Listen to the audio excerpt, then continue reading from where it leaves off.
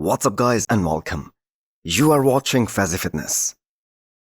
So let's start this video with an update of Rubiel Moscara aka Neckzilla, as we have one of the most anticipated Mr. Olympia debut coming up in October. And that is by winning not just one, but two back-to-back shows and beating a guy like Nathan Diasha. Now I am so glad that he went out there in Portugal and he beat some very big names, because the victory at Flex Pro Italy that was being perceived as kind of a weak one based on the depth of the competition at that show. So all Rubiel needs to do for his Olympia debut this year is to improve on his conditioning compared to what we saw at both the shows that he won. And that's pretty much it. He doesn't need any more muscle, any more mass. The man is already one of the biggest freaks in the men's open lineup. And this year he has shown us that he can progressively get better and more defined and more detailed the longer he diets and the longer he stays in the prep phase. And we have to assume that he's gonna be very motivated for this upcoming Mr. Olympia, especially after getting so much praise and so much positive feedback from the entire bodybuilding world. So he was weighing somewhere in the 290s on the stage in Portugal, and the man looked absolutely insane. So with all that mass that Rubiel carries on his frame, he still has a very tiny waistline, and that goes massively in his favor. He has those deep abs, and he also utilizes the vacuum very well in his posing. And that is why he has that amazing X-frame, because that small waistline combined with those massive quads that help him create that amazing V-taper. Now that being said, we do not know whether we will ever be able to see Rubiel show up with super separated quads, because chances are it's never gonna happen. But he can be better in that aspect. And if that happens, he is gonna become very dangerous. A pale Rubiel, he can have a very legitimate shot at cracking top 10 at his Olympia debut this year. Before you scroll or blink too hard, have you subscribed yet? Please don't make me bring out the emotional blackmail. Hit that subscribe button and turn on the bell icon. It's free, it's painless, and that makes me look way cooler than I actually am. Next up, we have an update from Ramondino. Look at the texture of that skin. With a little more than 10 weeks to go till the Olympia this year. Now so many combatants out there, they are sleeping on him without realizing that he just had one bad year. And even though he was very much off at the Arnold and the Olympia last year, he was still the 4th best in the world. And do not forget that just 2 years back, Chris Bumstead, the king of classic, he admitted this on camera, that the gap between him and Ramon, that has closed a lot. And this is the year where that is supposed to make the biggest difference in Ramon's overall physique, since this was the first real break, first proper off-season that Ramondino took since 2022, the year he made his Olympia debut. And I for one do not remember Ramondino looking this good ever before during the off-season. So the biggest hurdle that Ramondino has been facing in the last few years, that is obviously the weight cap. He barely makes the weight cutoff, and we have seen how much weight and pop he loses on the stage while trying to get down to his weight cap. And that is one of the major reasons why he stays so lean and so ripped even during the off-season. And same was the case this year too. But the difference was that he put on some serious muscle mass on his frame at the same time. So the man trained with the likes of Derek multiple times this year. And now that they have the same coach as well, the goal this time would be to bring back that same density that he's known for, the kind of density that we saw on him back at the Olympia 2023.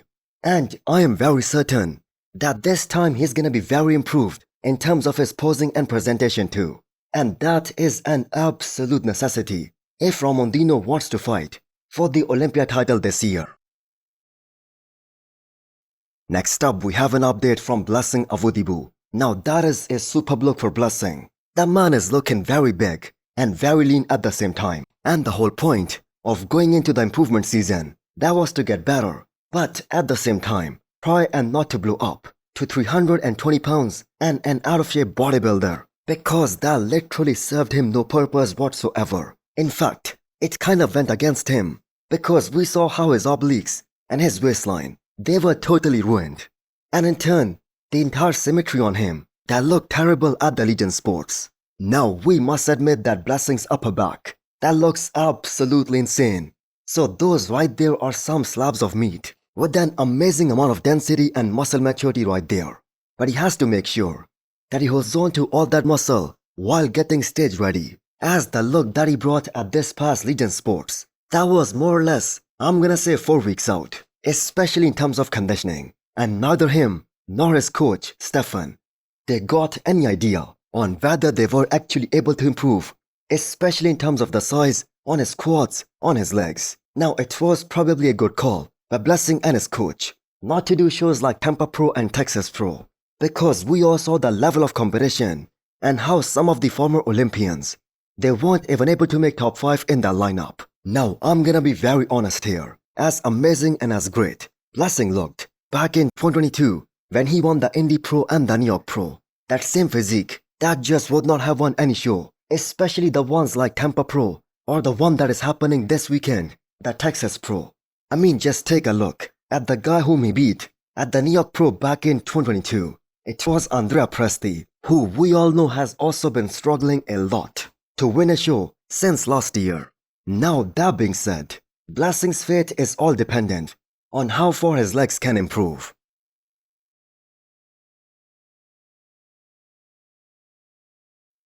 Next up, we have an update from Mike Sommerfeld, about 10 weeks out from this year's Mr. Olympia. So I wonder how far above Mike currently is in reference to his weight cap, because he's looking so damn huge, but at the same time, he's also way too lean for 10 weeks out.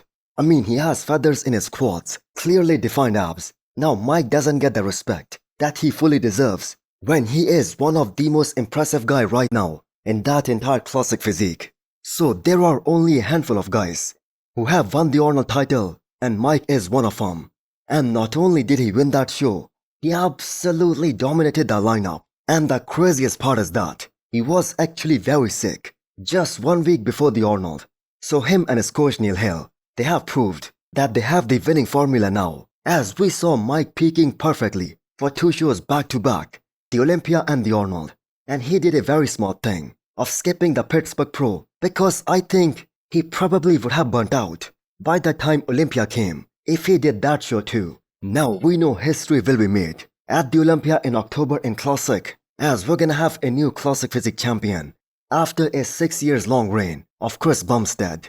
So if you guys ask me, there are potentially 5 guys who could win the show, but Mike is the favorite based on his placing at the Olympia last year and the way he showed up this time at the Arnold.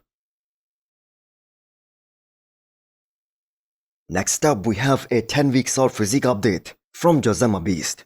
So Josema might not have the best structure as the shape of his legs.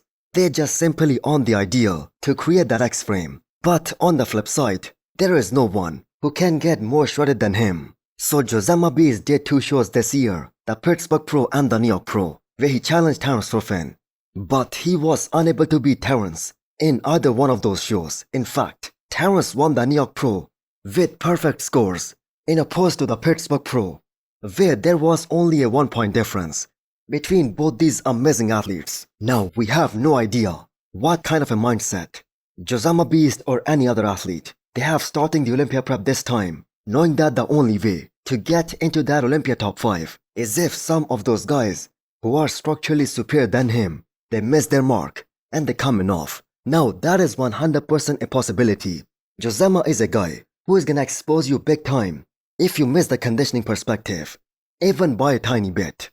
Now as far as the overall improvements are concerned, we should expect him to show up with more or less that same package that we saw at the New York Pro, as he's coming from the men's open bodybuilding, and there is literally zero room for him to grow to put on any more muscle, considering he is already maxed out.